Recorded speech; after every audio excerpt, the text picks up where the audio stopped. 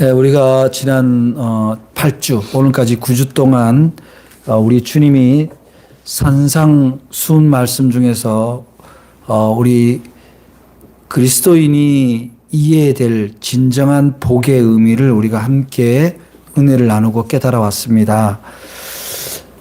심령이 가난한 자는 복이 있다 할 때는 우리가 간절함을 가지고 있어야 된다. 그리고 우리 안에 내 스스로 하고자 하는 것을 내려놓고 하나님을 뵐 때 복이 임한다. 그 다음에 애통하는 자는 역시 그렇습니다. 함께 슬퍼할 줄 알고 함께 간절함이 있는 사람, 그 사람이 복인데 그 간절함, 슬퍼하는 사람, 애통해하는 사람이 위로를 받는다. 안 그런 척 마치 사이코패스처럼 다른 이의 고통에 무감각해서는 천국을 위로를 받을 수가 없다. 그 다음에 온유한 자는 복이 있다. 땅을 기어온다. 이것이 우리 이 현세에서 가장 핵심적인 복인데 결국 친절은 뭐라 그랬죠? 상대방이 미안할 정도의 배려입니다. 그러한 사람이 복이 있는데 어떻게 되냐면 땅을 기업으로 준다는 얘기는 이곳에서 그러한 일을 나눌 수 있는 환경과 조건을 만들어 주신다 그런 얘기죠. 그 다음에 의에 줄이고 목마른 자는 복이 있나니 그들이 배부를 것이다. 그러니까 의에 줄인다는 것이 육신에 줄인다라는 말이 아닙니다. 오늘 말씀이 보면 의를 위하여 이렇게 나오고 여기는 의에 줄이고 그러니까 단계가 의에 줄인다라는 얘기는 아직 실행 단계로 가지 않는 상태입니다. 의를 만약에 우리의 삶의 목표나 우리의 삶의 어떤 이유나 에너지가 된다면 6절의 말씀은 아직까지 그것을 채워야 되는 단계다. 그것을 채우기를 원하는 사람은 그것을 간절히 원하는 사람들은 복이 있는데 그들이 배부르다. 무슨 배부릅니까? 자기 간절함이 채워지는 복이다. 그 다음에 긍휼히 여기는 자는 복이 있나니 그들이 긍휼을 여겼다. 긍휼은 뭡니까? 용서받음이에요. 품이 넓어지는 겁니다. 그러니까 우리가 다른 이에 대해서 긍휼히 여기고 용서하고 이해의 폭이 넓으면 결국 우리를 판단하시고 심판하시는 주님으로부터도 우리가 긍휼히 여김을 받게 될 것이다. 그런 얘기입니다. 마음이 청결한 자는 복이 있나니 그들이 하나님을 볼 것이다 했을 때 마음이 청결하다는 건 뭡니까? 다른 것이 끼어 있지 않는 상태입니다. 섞이지 않는 순수함. 그 순수함을 유지한다. 어떤 순수함입니까? 믿음의 순수성입니다. 하나님을 바라보는 눈이 다른 것이 끼어 있으면 안 된다. 색안경이 없어야 된다. 그런 사람이 하나님을 온전히 보게 됩니다. 그 다음에 지난주에 화평하게 하는 자는 복이 있나니 그들이 하나님의 아들이다. 왜 그렇습니까? 우리 주 예수 그리스도가 바로 화목의 제물, 하나님과 인간 사이에 화평을 이루고 인간과 인간 사이에 화평을 이루고 인간과 피조 세계가 화평을 이루도록 하시기 위하여 오셔서 친히 그것을 선포하고 또한 사랑으로 보여주신 분이 바로 예수 그리스도입니다. 그래서 주님을 믿을 때 우리도 역시 그 아들로 칭함을 받기 때문에 결국 우리가 예수를 믿는다라는 것은 우리가 기독교 신앙이 있다는 것은 평화를 이루는 삶이 아니고서야 사랑하는 삶이 아니고서야 우리가 어떻게 하나님의 아들이라고 칭함을 받겠는가 그런 얘기입니다. 그래서 이제 이렇게 칠복까지 와서 이제 오늘 마지막에 예수님이 의를 위하여 박해를 받은 자는 복이 있나니 천국이 그들의 것이다. 여기에 우리가 좀 제1절과 그 다음에 오늘 10절 그러니까 1복과 8복에서 소유격으로 나옵니다. 천국이 누구의 것인가? 라고 했을 때 의를 위하여 박해가 받은 자의 것이고 심령이 가난한 자가 천국을 소유할 수 있다. 천국을 소유한다라는 것은 무엇입니까? 잘못 오해하면 뭐 하늘나라에 뭐 그런 화려하고 뭐 풍성한 걸 얘기하는 게 아니라 그야말로 이 땅에서 이미 하늘나라를 사는 사람입니다. 여러분이 진정 예수 믿고 구원받았다고 자신을 고백하려면 지금 하늘나라를 살고 있냐는 거예요. 이 땅에서 하늘의 삶을 사느냐는 겁니다. 하늘의 삶이란 것은 뭡니까?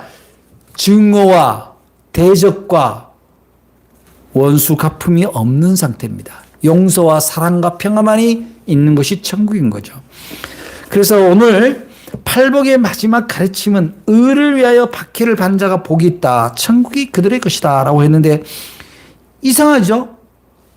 박해를 받고 핍박을 받는데 이게 복이라는 거예요. 여러분, 이런 역설적인 것을 어떻게 이해해야 될까요? 그래서 우선은 되게 사람들이 이렇게 해요. 자기가 종교 활동을 할 때 기독교인인데 종교 활동할 때 일어나는 어떤 고난 같은 문제를 마치 자기 인생의 박해라고 생각을 하는 경우가 있어요. 여러분, 이 박해라는 것이 자기의 실수 때문에 일어나는 고난을 박해라고 할 수 없습니다. 김윤환 목사가 평신도 시절에 사업을 하다가 망했어. 수억의 빚을 졌어. 그게 박해입니까? 다른 사람하고 관계가 원만치 못해서 주변 사람들로부터 힐난을 받고 여러 가지 경계를 받는 입장이다 그러면 그게 박해겠어요? 그렇지 않아요. 그래서 여기서 주님이 애써서 세 3절에 걸쳐서 얘기를 합니다. 다른 데서는 다 한 절로만 얘기가 끝났는데 의를 위하여 박해를 받는 자 이 부분에 있어서는 부연 설명을 붙입니다. 그래서 여기는 나로 말미암아 너희를 욕하고 박해하고 거짓으로 너희를 거슬러 모든 악한 말을 할 때에는 너희에게 복이 있다. 여기서 박해는 오로지 예수 그리스도로 인하여입니다. 그때 복이 있다는데. 근데 여기서 우리가 주의해야 될 게 있어요. 예수 그리스도를 믿기 때문에 여러분들 박해받는 경우가 얼마나 있어요? 여러분들이 마음으로 예수를 믿는데 무슨 박해를 받습니까? 그거는 예를 들어서 저 무슬림 지역에 가서 저 극단적인 그런 IS나 이런 데 가서 나 예수 믿어요 소리 지른다 이거야. 나 예수 믿는다고 소리 질러. 그래서 박해를 받아. 물론 그런 박해도 있지만 정확하게 얘기하면 주님을 믿는 대로 살아갈 때입니다. 여러분, 제가 지금 표현한 거를 여러분 밑줄 그어야 돼요. 여기서 박해라는 말은, 의라는 말은 예수님 따라 사는 일의 핍박과 박해라는 거예요. 예수님은 어떻게 공생애를 사셨고 어떤 걸 우리에게 요구하고 있습니까? 내가 너희를 사랑한 같이 너희가 서로 사랑해라. 용서해라.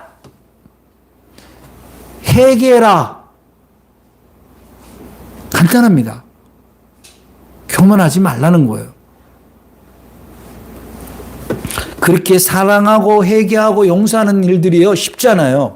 그렇게 할 때 늘 내가 헌신돼야 되거든요. 내가 참아야 되고 내가 인내해야 되고 내 것을 내어놓을 때 가능합니다. 근데 그때 누가 방해합니까? 그때 주님 따라 살고자 할 때 방해하는 모든 요소와 인자들이 전부 박해입니다. 그거는 본인일 수도 있어요. 본인일 수도.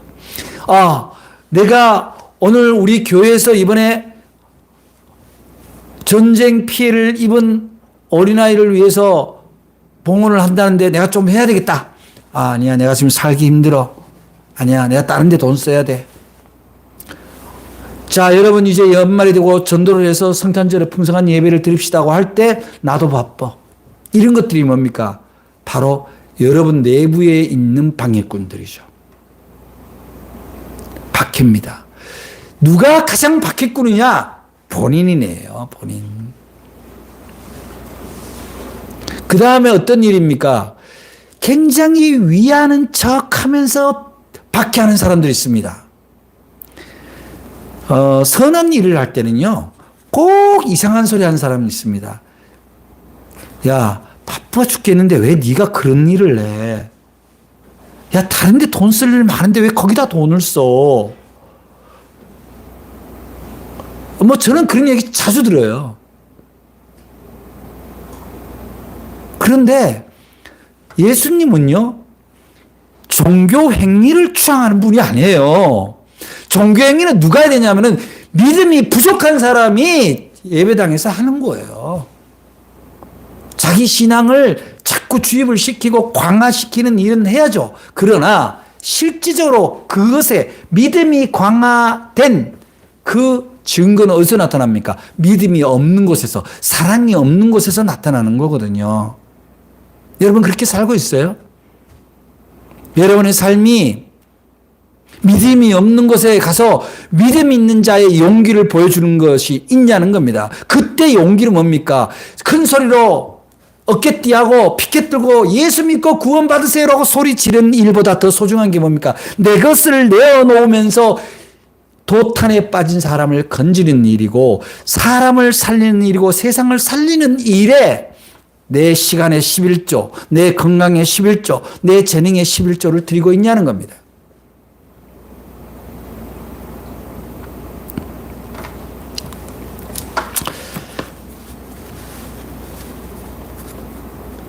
저는 그런 생각을 합니다. 사실 제가 예수님 앞에 가면 두 가지를 책망을 받을 텐데, 첫째는 제자를 삼았느냐, 두 번째는 네가 내 유언을 그대로 행했냐, 사랑하고 있었느냐, 살리는 일을 했냐, 이걸 거예요.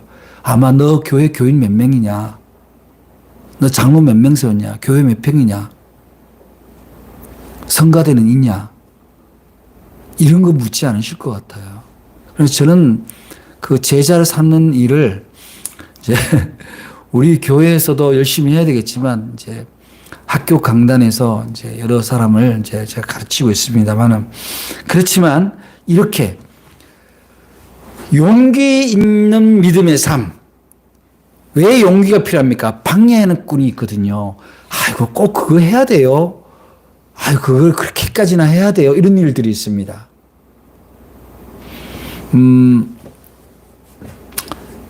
그 방해가 뭐냐면은 가령 이런 거죠. 우리 교회 할 게 산더미처럼 쌓였는데 교회 건축도 해야 되고, 사역자 임금도 줘야 되고, 그런데 무슨 선교를 하는데 그렇게 돈을 많이 쓰고, 구제사업에 그렇게 돈을 많이 쓰냐. 이게 다 뭐예요? 방해이자 박해입니다. 예수를 박해하는 거예요. 의를 박해하는 겁니다. 사랑 없는 복음은요, 복음이 아니에요. 그냥 포교입니다. 그냥 사람을 교회로 긁어 모으는 일들이죠. 그 배단이 오늘날 한국교회에 찾아온 거예요. 믿음이 다 깨진 거예요. 사랑이 그들을 붙들지 않으면, 사랑에 대한 용기가 없으면 안 되는 거예요. 그래서 박해에 대한 용기를 예수님이 어떻게 보여주시겠습니까? 예수님이 내가 이제 십자가를 죽고 이제 사흘이면 다시 돌아올 텐데, 그리고 이 소위 대제사장들이나 이 로마 식민지의 이 병정들이 나를 체포하러 올 텐데, 그런 말씀을 할 때 누가 방해했습니까? 베드로예요. 베드로. 아유, 주님이 그게 무슨 말씀이냐고. 절대로 그럴 수가 없다고. 그때 예수님이 뭐라 그래요? 사탄아, 물러가라. 물러가라. 인정이 있는 척, 내가 그를 위하는 척 하지만 결국 어떻게 돼요? 십자가 앞에서는 도망가는 거예요. 도망가는 거예요. 그래서 박해와 핍박은 어떤 경우냐면은, 우리가 뭐 옛날에 뭐 시집을 갔는데 시부모가 교회 다니는 걸 핍박하고 박해하고 그런 적은 있어요. 얼마나 많았겠어요, 옛날에는. 초대 기독교 선교 초기에는. 그러나 지금 시대에 그렇게 박해하는 사람이 얼마나 있겠어요? 교회 간다고 막 그냥 오히려 교회 안 온다고 박해하지. 그래서 이 의를 위하여 산다라는 것에는 무엇이 필요하냐면은 반드시 연단된 용기가 있어야 돼요. 믿음으로 훈련된 용기가 있어야 된다는 거예요. 진리에 대한 확고한 신념이 있어야 되는 거예요. 그래서 사람들이 이런 거예요. 의를 위하여 박해를 한다니까 마치 자기의 정치적인 신념, 나는 뭐를 지켜야 돼. 여러분, 저는 동성애를 찬성하지는 않지만 동성애라는 특수한 성적인 취향을 가진 사람들을 다 괴물로 보지는 않아요. 병자로 보지 않는다고요. 그들을 계속 조롱하고 모욕하고 핍박하는 일이 마치 신앙을 지키는 것처럼 그런 이데올로기를 만들어내는 것 자체가 뭡니까? 사랑을 핍박하고 의를 핍박하는 거다. 또 하나 뭡니까? 무슨 반공 이데올로기. 물론 극단적 사회주의를 주창하면서 예수를 사회주의자로 몰아가는 그것도 일종의 오해입니다. 무엇이 진짜 의일까요? 이것이 사랑이냐, 이것이 평화냐라고 물어볼 때 누군가를 찌르고 핍박하는 일이라면 그거는 어떤 경우에도 예수 그리스도께서 가르쳐 주신 사랑의 사역일 수가 없다, 이런 얘기죠. 근데 그거를 지키는 데는 용기가 필요한 거예요. 용기가. 그래서 이 핍박이 온다, 방해가 온다고 할 때는 늘 어떻게 해요? 괴로움이 따라오죠. 괴로움이 따라옵니다. 이리 갈까 저리 갈까 이걸 할까 저걸 할까 말까 늘 갈등과 괴로움이 따라옵니다. 그러나 그런 가운데서도 믿음이 있고 용기가 있는 사람은 자기 헌신을 주저하지 않습니다. 그냥 자기를 내어놓습니다. 자기의 것을 내어놓죠. 폴 투르니에라는 사람은 이런 책을 썼어요. 고통보다 깊은 이라는 책에서 무슨 얘기를 하냐면은 인간이 지는 많은 문제들의 뿌리에는 사람들이 믿음과 용기의 부재가 있다, 이렇게 얘기를 합니다. 그리고 문제를 직면했는데 그 직면할 용기가 없는 거예요. 우리 한국교회가 어떤 문제가 있는가에 대해서 그 문제 앞에 가기를 두려워해요. 왜냐? 그것을 보는 순간 자기의 안녕이 깨진다고 생각하는 거예요. 좋다 행복하다고 해야 되기 때문에. 그래서 그러다 보니까요, 사소한 것에 대해서 교회에 대해서 누가 뭐라고 얘기하고 신앙생활에 대해서 무슨 문제점을 지적하면 그걸 못 견뎌해요. 부르르 떨고. 그게 박해입니까? 누군가가 너 그렇게 신앙생활하면 안 돼, 교회가 그렇게 하면 되겠어라고 얘기하는 것이 어떻게 박해고 핍박입니까? 돌아봐야 되는 거죠. 거울로 봐야죠. 진짜 내가 그런가. 근데 부족합니다. 용기가 부족해야 안 됩니다. 그래서 그거를 보는 데에는 용기가 필요합니다. 어떻게 용기만? 괴롭죠. 내가 믿음을 지키고 내 것을 내어놓는 일이 얼마나 힘듭니까? 그래서 제 시에도 그런 시가 있어요. 원수를 사랑하려면 저주의 강을 건너야 된다. 원수를 정면으로 응시해야 된다. 우리의 원수는 어디에 있습니까? 내가 괜찮다. 내가 최고다. 내 정도면 된다. 이런 게 내 안에 도사리는 원수죠. 그럼에도 불구하고 어떤 직면된 문제에 대해서, 고난과 현실에 대해서 믿음을 가지고 하는 데에는 무엇이 필요하냐면 바로 고통 자체를 두려워하는 것이 아니라 건너가야 할 강으로 받아들이는 거예요. 박해를 피해야 되는 것이 아니라 박해를 뚫고 가야 된다, 이 말이죠. 방해를 두려워하는 것이 아니라 방해를 뚫고 나가야 되는 것이 뭡니까? 믿음의 사람의 모습입니다. 그것을, 그러면 내가 박해를 뚫고 방해를 뚫고 사랑과 믿음의 삶을 지키기 위해서 가야 될 때 무엇이 전제되어야 될까요? 이것이 진리인가? 내가 살고자 하는 삶이 정말 진리에 부합된 삶인가? 예수 그리스도가 살기를 원하는 삶의 중요한 가치를 가지고 있는가를 늘 돌아봐야 됩니다. 그게 뭡니까? 기도예요. 그게 바로 말씀을 통해서입니다.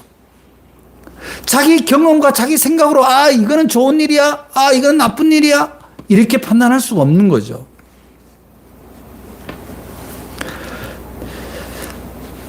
보통의 이제 우리가 창조적인 리더십이라고 할 때 어떤 사람들을 보통 보자면 이제 특별히 이제 정치인이 좀 창조적인 리더십이 있어야 된다. 그렇잖아요. 국민을 위해서 어떠한 정책과 예산을 적절히 쓰는 게 좋겠는가. 그런 창조적인 리더십이 없으면요. 그냥 그대로 가는 거예요. 창조적인 리더십은 어떻게 일어납니까? 끊임없는 도전과 실패를 각오하고 좋은 일이면, 필요한 일이면 도전하는 거예요. 시작하는 거예요. 여러분 생각해 보세요. 예술가들이, 조각가가 자기 예술품을 만들 때 한 번만에 만들어서 이야 멋있다 이렇게 하지 않습니다. 김유란 시인이 시를 쓰고 한 번만에 오우 이런 적 없어요. 여러 번 마음에 안 들고 고치고 버리고 그런 과정을 겪어서야 자기 마음에 얼마라도 위안이 되는 그런 정책과 예술품이 나오는 거죠. 하물며 우리가 창조적 존재이라는 것을 믿는 종교인들이야 오죽하겠냐고요. 여러분들이 크리스천이라면 다 창조적 존재잖아요. 창조로 하나님의 창조 섭리에서 여러분들이 이 땅에 왔고 여러분들이 창조 영성을 받아서 여러분들의 삶이 창조적으로 그렇게 이끌어 간다 이 말이에요. 그렇다면은 뭡니까? 바로 그러한 창조적 삶이라는 건 뭐예요? 사랑과 평화, 나눔에 대한 창조적인 그런 도전이 있어야 된다. 그게 예수 그리스도의 의예요. 그래서 어떤 일을 할 때, 좋은 일을 할 때, 거룩한 일을 할 때 사람들이 당신은 왜 이 일을 합니까? 했을 때 예수 그리스도가 그렇게 나를 구원하셨기 때문에 나는 그것의 10분의 1, 만분의 1이라도 따라가고 싶을 뿐이다. 그렇게 하는 것이 의를 행하는 사람이죠. 사랑하는 여러분, 이렇게 용기 있는 행위에는 그야말로 고난이 따라올 수 있습니다. 고난이 따라옵니다. 근데 이 고난을 자꾸 개인적인 차원으로 이렇게 자신의 문제를 자신이 개인적인 문제를 마치 예수를 믿기 때문에 나한테 이렇게 고난을 준 거 아니냐라고 그렇게 덮어 씌울 일은 아니고요. 말하자면은 그렇다고 예수님이 의를 위하여 박해가 받는 자가 복이 있다라고 해서 박해 받으라는 거 아니에요. 박해를 받는 게 목적이 아니에요. 박해 너머에 있는 그 사랑의 현장, 구원의 현장으로 가는 게 목적인 거죠. 박해를 뚫고 가는 게 목적인 거예요. 박해를 받는 게 무슨 목적이겠어요. 그래서 뭡니까? 땅 끝까지 이르러 내 증인이 되라고 말씀할 때 땅 끝이 어딥니까? 박해가 있는 곳이에요.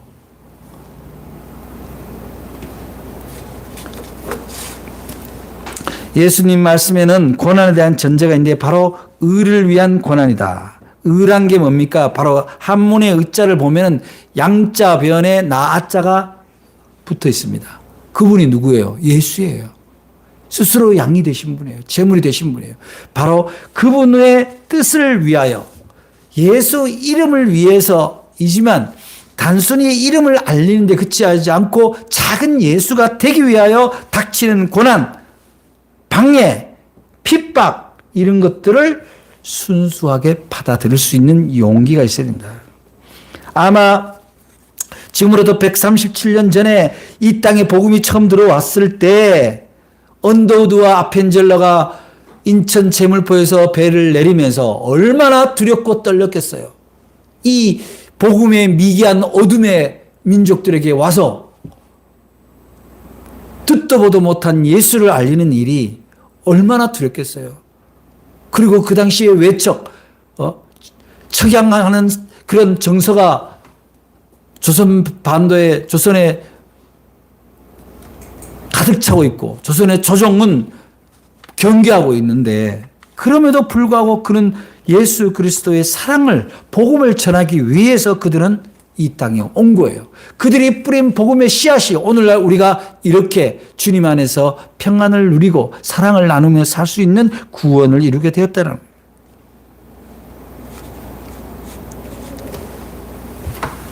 지금도 세계에서 각각 활동하는 선교사들은 아직도 예수 그리스도를 몰라서 종교와 이념의 갈등이 있는 현장에서 복음을 전할 때 여러 가지 박해와 시련을 맞닥뜨리고 있습니다. 그렇다고 해서 그들이 그 일을 포기할 수가 없다는 거죠.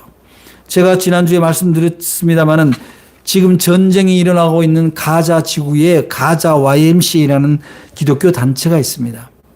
그 기독교 단체가 비공식적으로 구호 물품을 받아서 나눠주는 일을 하고 있어요. 죽음을 불사하고. 그게 의를 위하여 박해를 받는 사람들의 모습인 거죠. 또 하나 우리가 의를 위하여 박해를 받는다는 것은 바로 예수님이 보여주신 인류 보편적 가치를 실현하기 위한 고난입니다. 앞서서 말씀드렸지만 예수님에게 우리에게 보여주신 가치는 바로 자유와 해방, 생명과 진리, 평화를 실현하는 가정이 오는 고통과 고난의 가정을 기꺼이 뚫고 가는 사람이 바로 박해를 받는 사람이죠. 우리나라가 초기에 기독교를 받아들이면서 많은 순교자가 있었습니다. 그러나 그 일을, 그들의 희생을 통해서 기독교는 급속히 확산되었고 결국 민족의 자주를 위하여 싸우게 되는 3.1운동의 정신에 기독교인이 대부분 참여했다는 사실입니다. 그러나 그 잠시의 시간이 흐른 뒤에 한국 기독교는 결국 일본 천황, 일본 신사를 참배하는 그런 엄청난 범죄를 저지르고 맙니다. 박해를 못 뚫고 간 거죠. 물론 모든 기독교인이 그랬던 건 아닙니다. 그 당시 감리교단이 먼저 신사 참배를 승인하고 그 다음에 장로교단이 승인을 했습니다. 거기에 박해가 있었으나 끝까지 지킨 사람들도 있었습니다. 그들이 바로 뭡니까? 왜 지킵니까? 예수의 이름을 지키는 의미보다는 예수의 이름과 예수의 사랑이 그러한 세상의 우상에 무릎 꿇게 할 수는 없었던 거죠. 우리가 예수를 믿는 것은 우리에게 은혜 주시는 분이기 때문에 믿는다. 우리는 그래서는 그런 이기적인 신앙으로서는 온전한 신앙이라고 할 수 없습니다. 예수님만큼 어렵고 혹독한 고난을 당한 분이 어디 있습니까? 그런데 예수님이 받은 사랑의 시련, 희생 이것에 대해서는 동의하지 않고 따라가지 않고 오로지 자신의 유익을 위해서만 예수를 믿는다면 의를 위해서 박해를 받는 사람의 모습이라고 할 수 없을 것입니다. 우리가 믿음이 있다면 무엇입니까? 예수님께서 고난과 박해를 받으시지만 그것에서 끝나지 않고 하나님은 그를 부활시켰고 또한 다시 우리에게로 보내주신다고 약속을 하셨습니다. 주님이 다시 승천하시면서 우리에게 하나님이 우리를 도울 그런 성령님을 보내주시겠다라고 약속을 했기 때문에 우리는 고난받는 중에서도 주님을 버릴 수 없는 이유는 뭡니까? 바로 그분이 예수 그리스도를 십자가에 못 박도록 내버려 두고 그렇지만 그분의 고통을 함께 감내하셨던 하나님이 지금도 우리가 그리스도의 진리와 사랑에 헌신할 때 함께 계신다는 거예요. 우리가 울 때 주님도 울고 우리가 고난을 받을 때 주님도 고난 함께 느끼고 우리가 신음할 때 주님도 신음하신다는 사실입니다.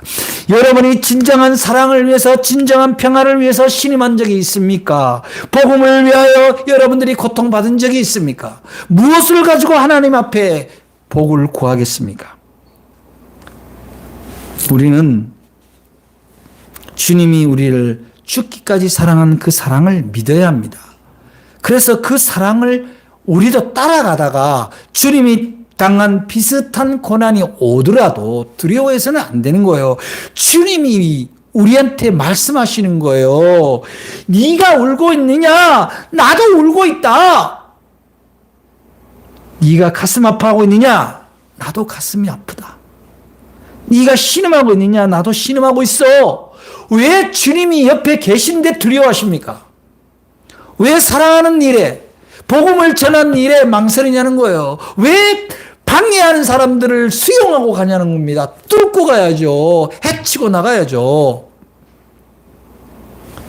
우리가 의를 위하여 박해를 받는 것은 그렇게 어려운 일이 아니에요. 사랑하는 일에 나를 내어놓는 일입니다. 복음을 전하는 일에 용기를 내는 일이에요. 복음이란 게 뭡니까? 예수 믿고 사람답게 살자. 이게 복음 아닙니까? 예수 믿고 싸우지 말자. 이게 복음 아닙니까? 두렵지만 두려워하지 마라. 우리 주님이 우리를 지켜주실 거야. 이런 위로가 복음 아닙니까? 그것을 위해서 왜 우리가 망설이고 있냐는 거예요. 사랑하는 여러분, 아직도 우리가 사는 주변은 어둠으로 사는 사람들이 얼마나 많은지 몰라요. 그들에게 갑시다. 가서 빛을 전합시다. 예수 그리스도와 함께라면 당신의 삶도 변할 수 있습니다. 예수 그리스도를 마음으로 받아들이면 당신의 고통도 치유받을 수 있습니다. 함께 갑시다. 그런 용기를 방해하는 세력이 있다면 감히 부르짖으시기 바랍니다. 예수 그리스도 이름으로 명하노니 물러거라. 그렇게 하고 가면 어떻게 됩니까? 여러분이 바로 천국의 주인이라는 거예요. 여러분이 그 밖에 넘어 있는 하늘나라를 보게 될 겁니다. 그것은 바로 주님이 마련해 놓은 사랑의 나라입니다. 평화의 나라입니다. 서로를 헐뜯지 않는 나라입니다. 기도하겠습니다. 사랑의 하나님 감사합니다.